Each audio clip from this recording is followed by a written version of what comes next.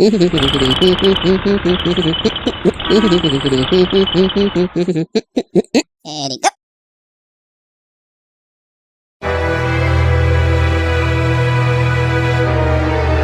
Day for an exorcism. Even 6 hours to drive back and forth.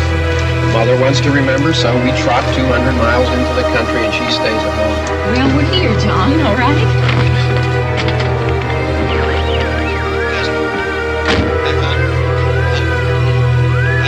Ladies and gentlemen, we're coming back on the air after an interruption due to technical problem.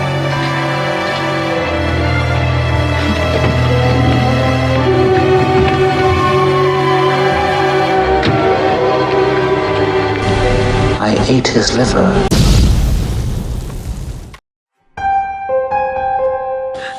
I'm scared to close my eyes. I'm scared to open them. I'm gonna die out here.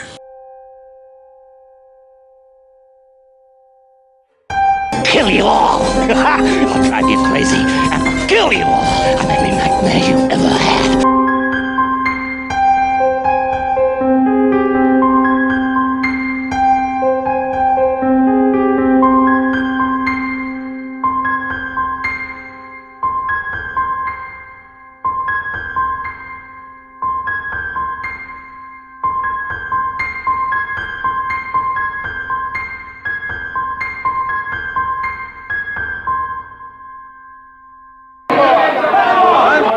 Dr. Foster, the public needs facts. What do you have to give us? They kill for one reason. They kill for food. They eat their victims. Do you understand that, Mr. Berman? That's what keeps them going.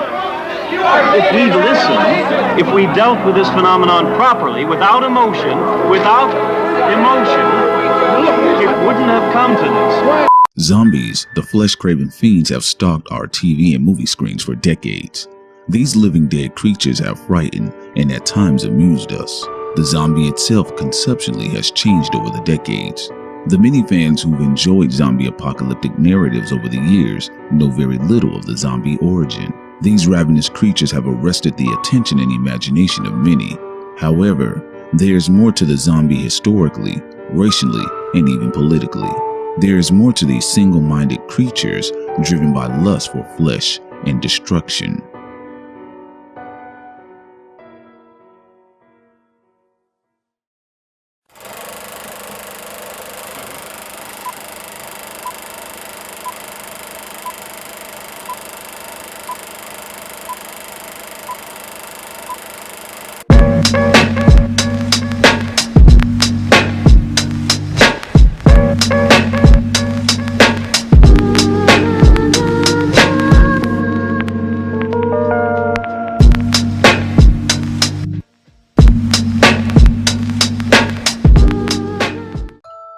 According to the Oxford English Dictionary, the word zombie first appeared in English around 1810, when historian Robert Southey mentioned it in his book, History of Brazil. But this zombie was not the familiar brain-eating man-like monstrosity, but instead a West African deity. The word later came to suggest a vital, human force leaving the shell of a body, and ultimately a creature, human in form, but lacking self-awareness, intelligence, and a soul. It was imported to Haiti and elsewhere from Africa through the slave trade. The reality is, the origin of the word zombie was created before historian Robert Southey was born or Oxford English Dictionary existed. Haitian zombies were said to be people brought back from the dead and sometimes controlled through magical means by voodoo priests called bokers or houngan.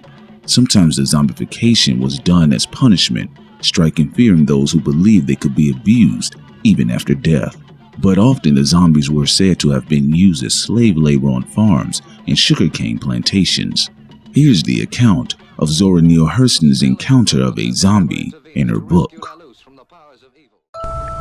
Zora, when you got to the zombie, I noticed you kind of left him out of this book.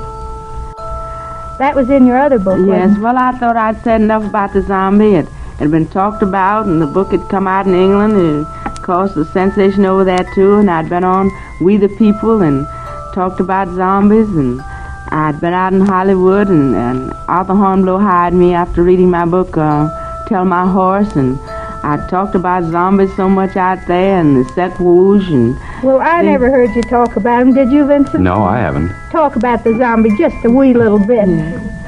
Well, a zombie is supposed to be the living dead. People who die and are resurrected, but without their souls. And they can take orders, and they're supposed to be never to be tired, and to do what the master says without cease and without being tired. Naturally, it would be futile for me to attempt to try to explain everything. I do know that people have been resurrected in Haiti. I do not believe that they were actually dead. I believe it was suspended animation. And since there's no embalming there, it's possible. And since people are not buried below ground, they have the above ground vaults as they do in New Orleans. And they take corpses out. It's been proven, there have been cases proven where folks have been dead and folks thought they were done for, and months later somebody finds them somewhere in some hidden place, actually alive, but without their minds. And the process is that the Bokar, you know, they have two kinds of priests in Haiti. The Hungan, which is a regular voodoo priest, and then the Bokar, who is supposed to be a wicked priest. It is stated that a Hungan is not a Bokar, and a Bokar is not a Hungan. However, one and the same person sometimes acts the same, so that you have to take that with a sort of box of salt about one of them not being the same. But anyway, they know something. They go and awaken the person from the grave, and the Society des Morts, the Society of the Dead, goes with him, and they surround this tomb at midnight with their lights, and the Bokar goes inside, and with supposedly the soul of the dead man in his hand. Some Bokar say they carried it in a bottle. Others say they carried it in his hand, and they began to strike this dead body to wake him up, and at the same time holding his soul on his nose. And he must answer, because his soul is there. And so he answers, and when he begins to stir, they handcuff him so that he can't resist. And then they beat him, and finally wake him up thoroughly. And he's carried in the center of this Society of the Dead, and they must march him past his house where he lived, because if they don't, he will regain his consciousness someday. But if they carry him past the house where he lived, he will never remember again who he was or where he lived or anything. He will just be an animated person. And maybe he's taken to some distant plantation and put to work. And his relatives think that the person... But before that, he goes to the Humfort. That is the voodoo temple. And there he's given a drop or two of a colorless liquid, and in the course of a ceremony, and he will never remember again. Of course, they never give them salt. They claim that salt will tend to counteract that, and they will remember who they are. And this particular zombie, whom I photographed, whom I think I'm the first person on earth, and probably the last one to ever photograph a zombie, she had died in 1907, and nobody saw her anymore until 1936, when she was found naked on a road. But she remembered a little. She remembered where she used to live, and she went to this plantation that used to be her father's, which was now her brother's. She was identified by her brother, her ex-husband, her son, who was now grown. He was 2 or 3 years old when she died in 1907, and she was identified, and she was officially identified by the Haitian government, and there was all the records of her death and her burial, and I photographed her in 1936. And in Haiti. The picture was published first in Life magazine, and is in this book here, Tell My Horse, the picture of the zombie. See, I've never read Tell My Horse. That's why I didn't know it. Yes. Zombies do exist, but the moot question is whether they can raise people from the dead. I think it is that they have brought drugs from Africa, which the so-called civilized world does not know about, but which they will find about, perhaps eventually, and which produce certain effects that we don't know about. Suspended animation? Yes. Mm-hmm. That could be. Yes. It seems, I've heard that theory advanced before, I suppose. Certainly there are too many cases of proven zombies to claim they do not arouse people who've been allegedly dead. In the original script for 1968's Night of the Living Dead, the director George A. Romero refers to its flesh-eating antagonists as ghouls. Although the film is widely credited for launching zombies into the cultural zeitgeist, it wasn't until its follow-up 10 years later, the consumerist nightmare Dawn of the Dead, that Romero would actually use the term. While making the film, Romero understood zombies instead to be the undead Haitian slaves depicted in the 1932 Bela Lugosi horror film, White Zombie. From Haiti, land of the voodoo, comes the most infamous cult of all. Bela Lugosi as Murder Legendre. I see death. Master of the undead damned. The sinister power behind the White Zombie.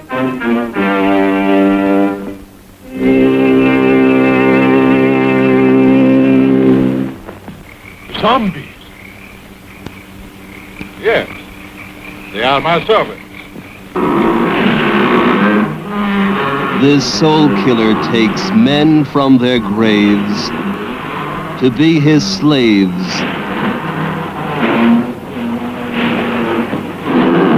His instruments of terror, and now this fiend plots to possess a woman. Only a pinboy, a silver one, in a glass of wine, or perhaps a flower. Keep it, monsieur. Keep it.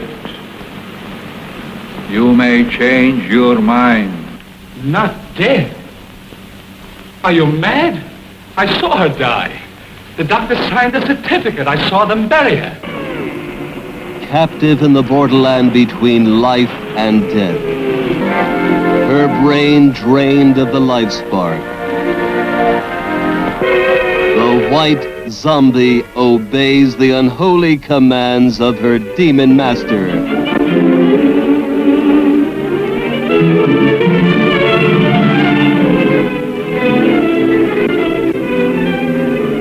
As mindless creatures carry out his cursed will, terror explodes in horror and heartquake. Zombie! Allez! Allez! Never eyes so evil, never powers so potent, never magic so black.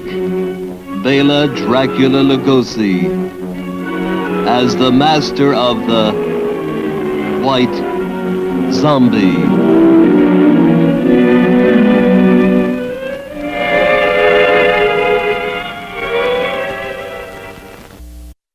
By the time The Dawn of the Dead was released in 1978, the cultural tide had shifted completely, and Romero had essentially reinvented the zombie for the American audiences. The last 15 years have seen films and TV shows including Shaun of the Dead. Sean, what's going on? Shit, it's engaged. How about an ambulance? It's engaged, Ed. Fire engine. It's one number, Ed, and it's busy. Okay, what do you want a fire engine for anyway? Anything with flashing lights, you know? They still out there. 28 days later. Oh, no! Fucking rat! Get off! Come on!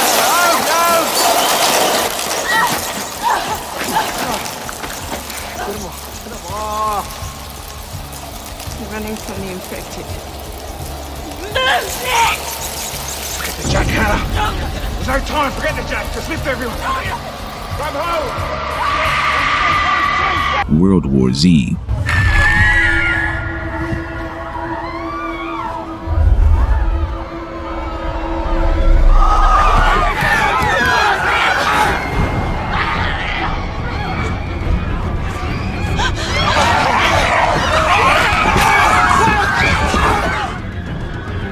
Zombieland.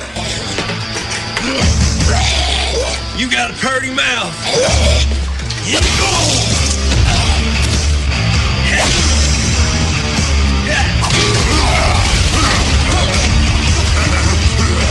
Go swing, go swing! Swing!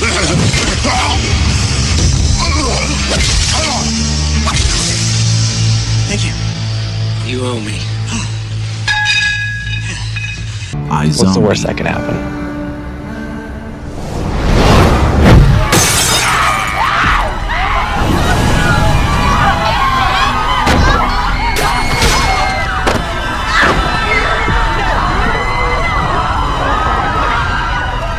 The worst that can happen? Try an inexplicable zombie outbreak.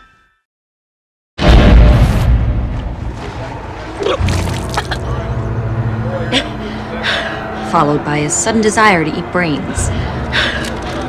Z Nation. And it won't stop crying. Here, what I do? Baby, don't Okay. hold him like he's a live grenade. Just Okay. Goodness. Me and baby's not so much.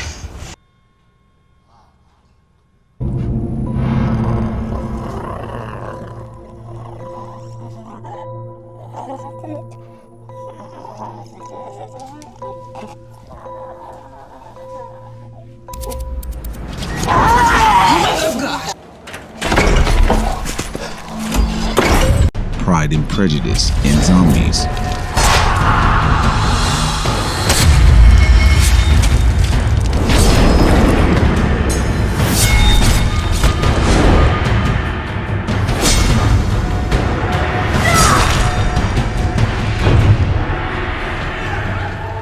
The Walking Dead.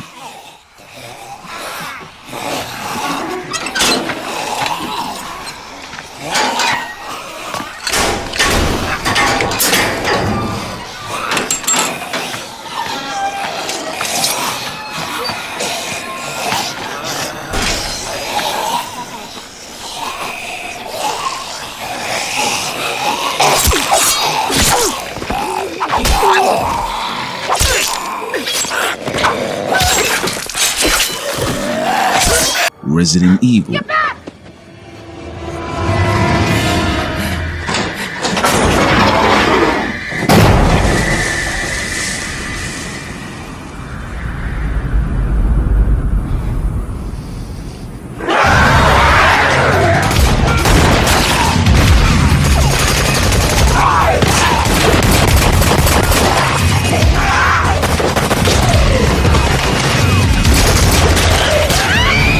Train to Busan.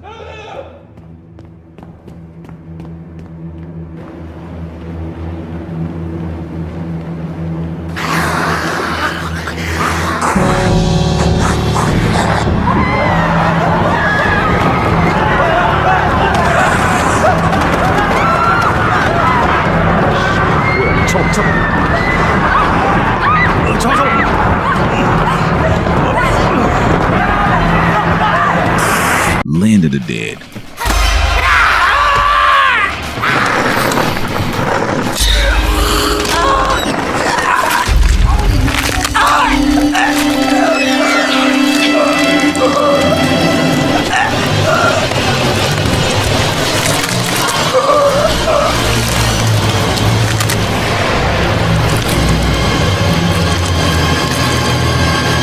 Dawn of the Dead remake.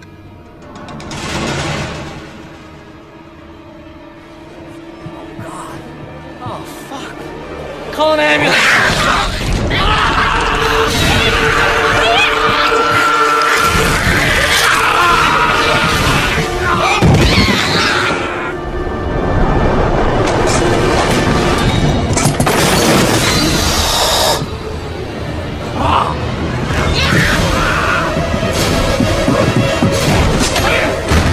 I Am Legend.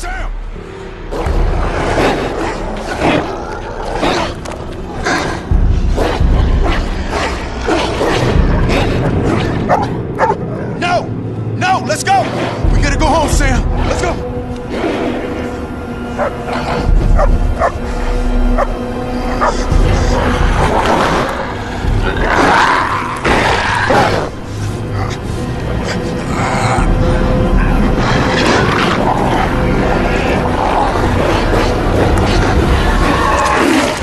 Quarantine. All right, are you hurt? All right, are you hurt?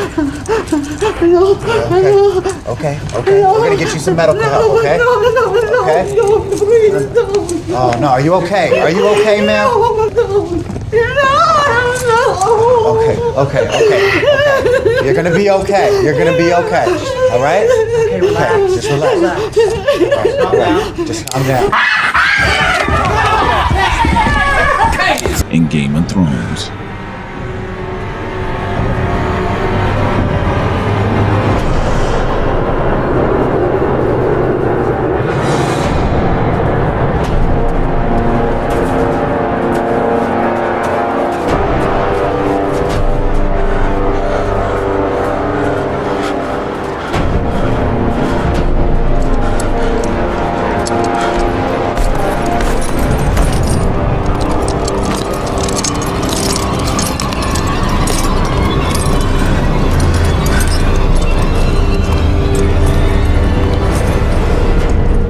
In addition, video games such as Resident Evil, Call of Duty Zombie, Dead Rising, Dead Island, Left 4 Dead, Plants vs. Zombies, Red Dead Redemption, and The Last of Us. But the zombie myth is far older and more rooted in history than the blinkered arc of American pop culture suggests. It first appeared in ancient West African lore and resurfaced in Haiti in the 17th and 18th centuries, when the country was known as Saint-Domingue and ruled by France, which hauled in African slaves to work on sugar plantations. Slavery in Saint-Domingue under the French was extremely brutal. Half of the slaves brought in from Africa were worked to death within a few years, which only led to the capture and import of more. In the hundreds of years since, the zombie myth had been widely appropriated by American pop culture in a way that whitewashes its origins and turns the undead into a platform for escapist fantasy. Although highly entertaining and sometimes frightening, we need to look beyond the pop culture veneer.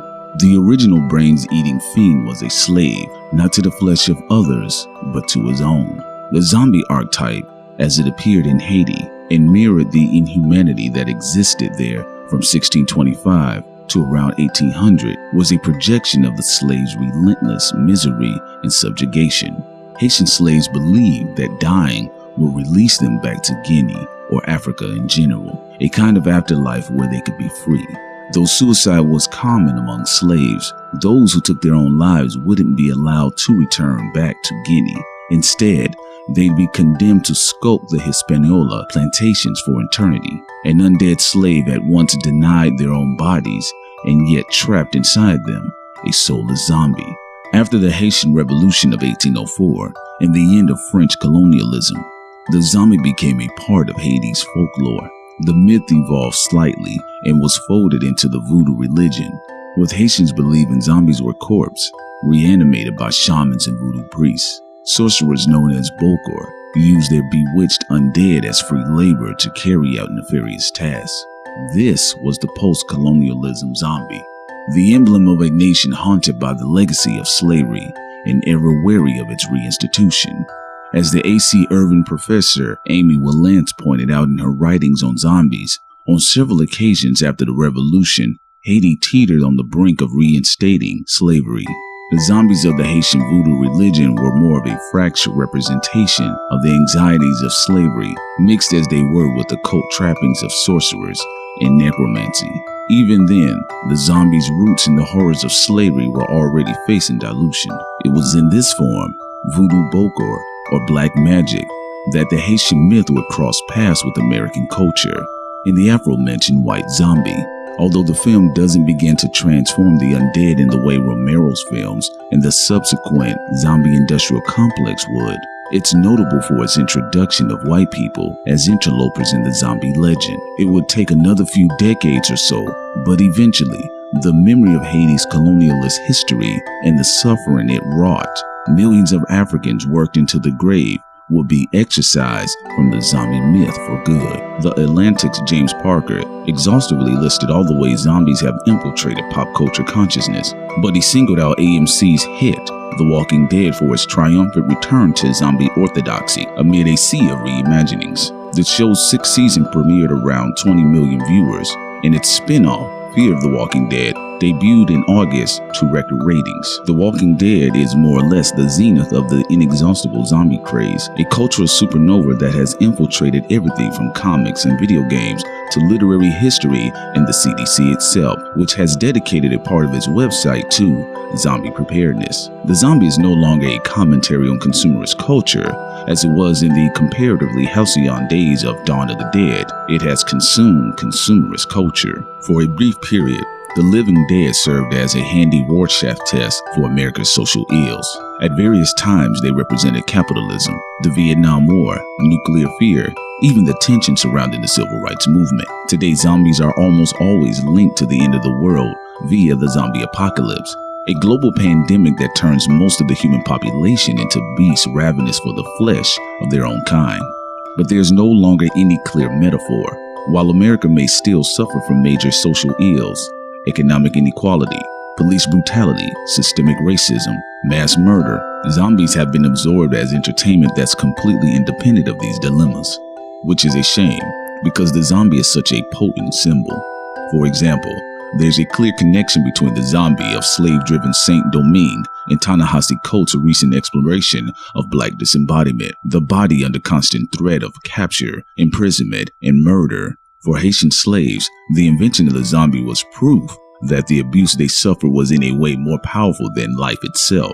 They had imagined a scenario in which they continued to be slaves even after death.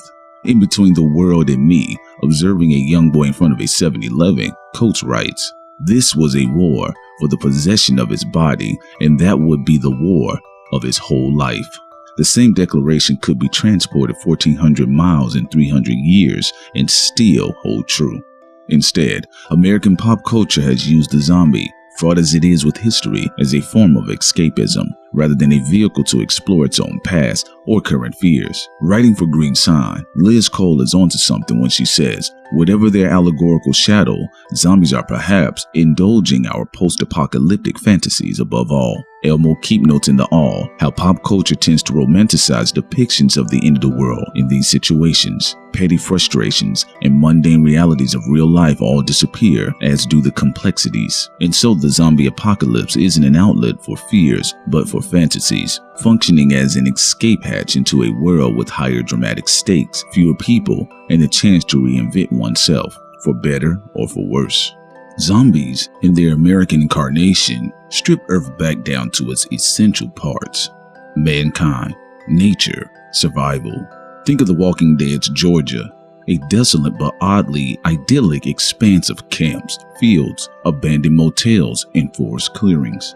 In this way, post-apocalyptic zombie scenarios are as much a utopian as they are a dystopian.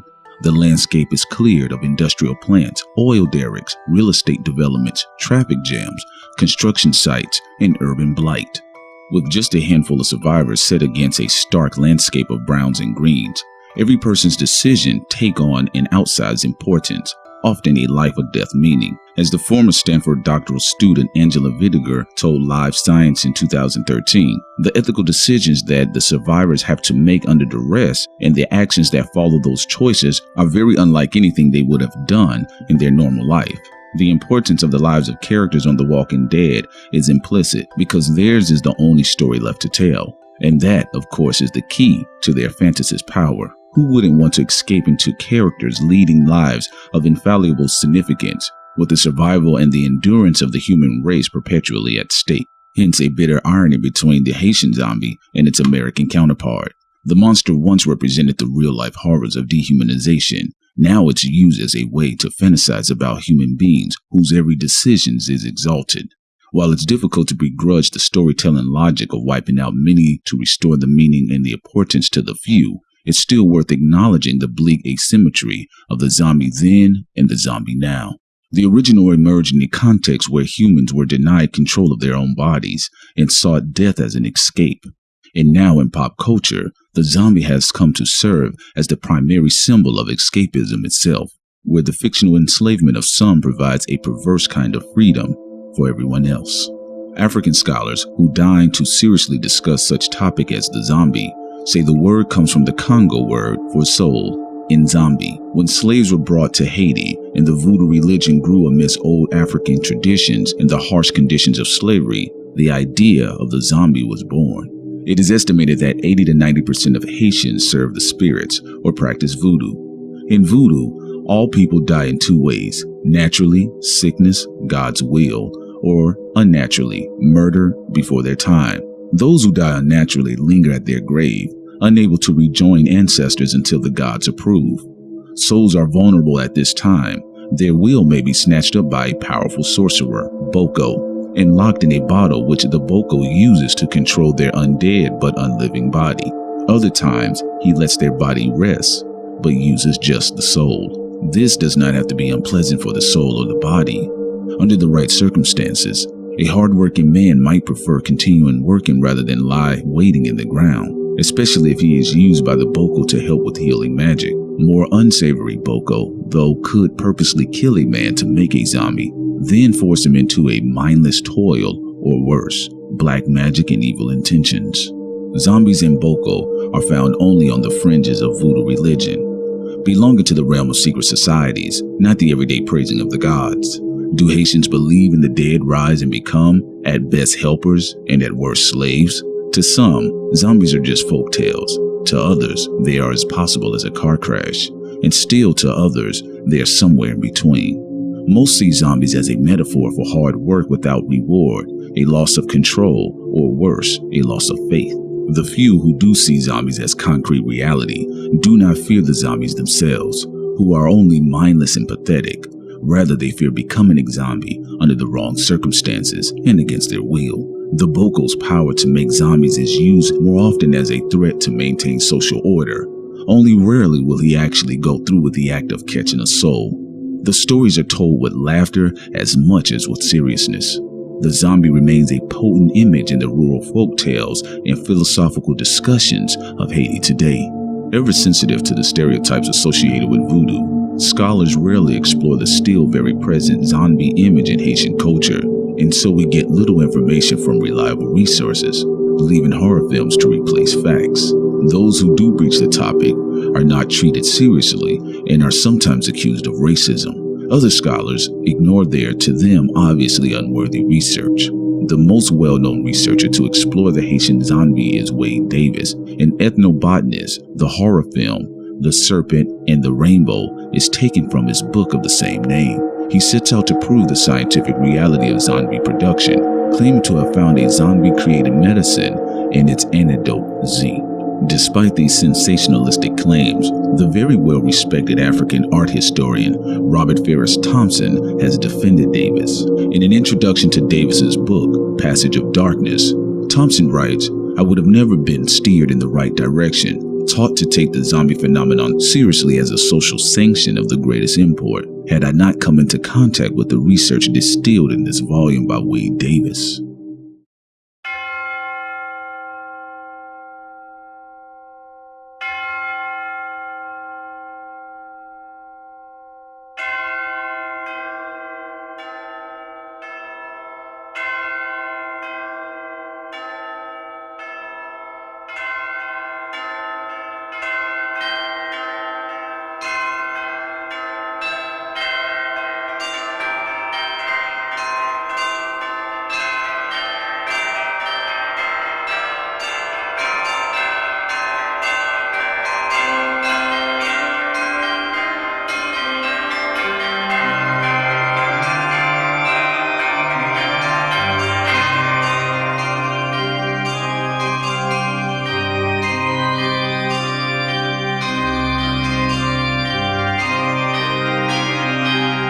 A census taker once tried to test me.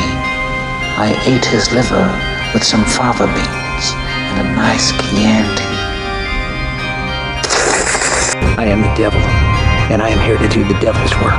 What an excellent day for an exorcism. I'm scared to close my eyes. I'm scared to open them. I'm gonna die out here.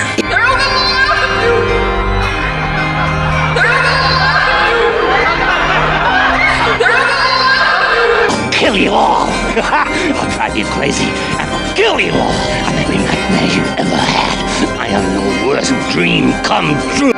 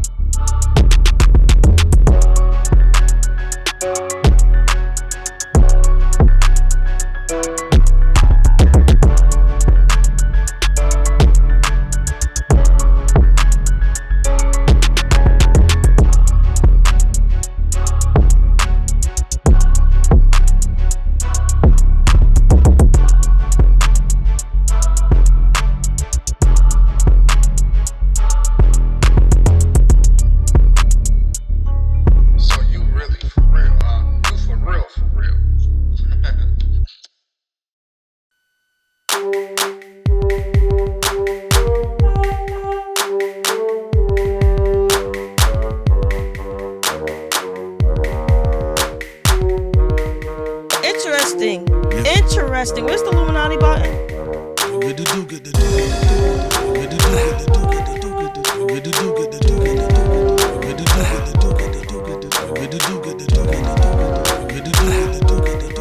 Interesting.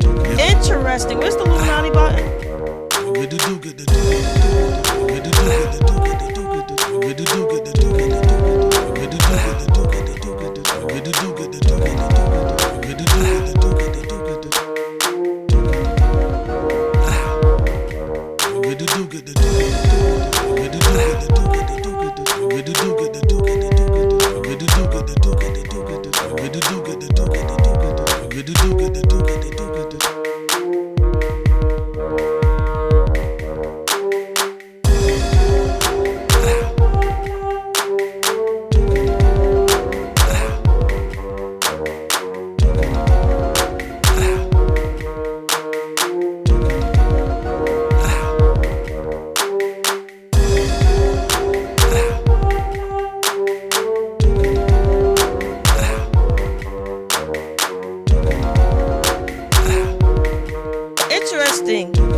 Interesting. Where's the Illuminati button?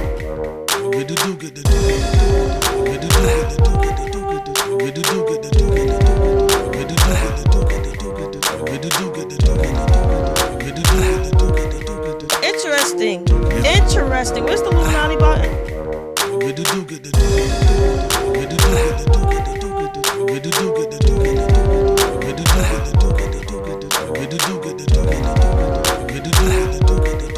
Interesting.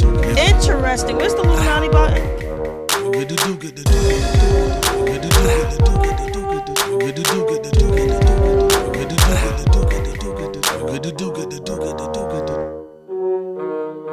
Interesting. Interesting. Where's the Illuminati button?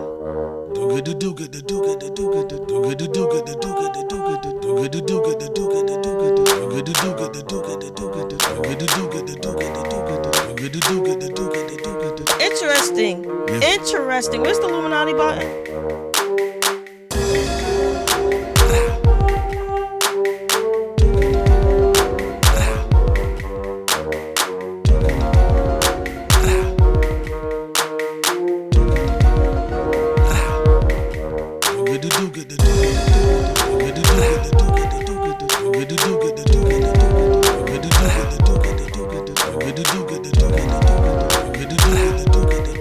Interesting. Interesting. Where's the Illuminati button?